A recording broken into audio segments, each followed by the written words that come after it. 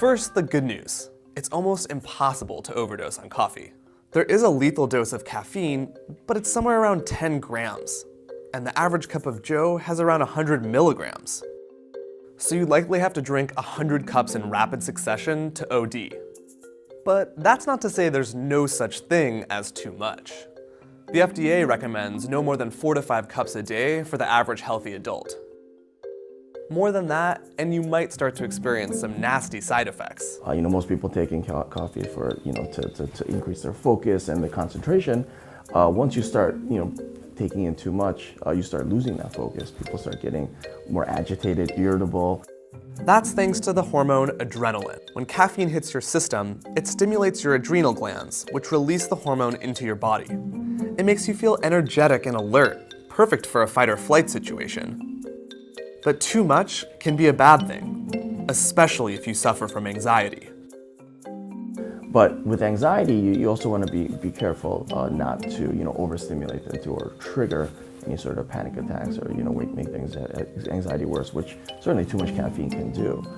Adrenaline from caffeine can also increase your heart rate. That's why doctors often recommend against drinking coffee if your heart sometimes beats irregularly.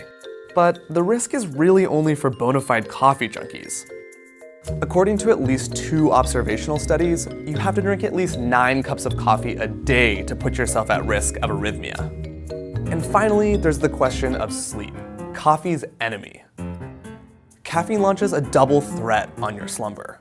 It blocks the neurochemical adenosine, which is what tells your brain that you're tired. It releases a cocktail of stimulants into your brain: adrenaline, dopamine, and glutamate. So after downing your 6th cup of coffee, you don't just feel awake, but full of energy. It will power you through that 2:30 meeting or the last class of the day. But if you overdo it, the effect won't wear off when it's time for bed. In one study, researchers monitored the sleep of a dozen volunteers. Some were given a caffeine pill equivalent to about 4 cups of coffee, and others received a placebo instead. Even when the volunteers swallowed the caffeine pill 6 hours before bedtime, they spent significantly less time in the light stages of sleep. And that can have detrimental effects on daytime function, the authors report. It's sort of like it's just stuck in this loop where you're not sleeping because you drink too much coffee, and then you wake up in the morning and you're not well rested, and then you're drinking more coffee just to stay awake during the day.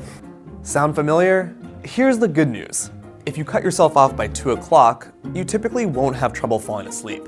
That's because the half-life of caffeine is around 5 hours, and so most of its stimulating effects will wear off well before the lights go out. And if you also limit your consumption, well, then coffee can actually offer a number of health benefits. Research shows that it can help with everything from memory to exercise to your relationships with your colleagues.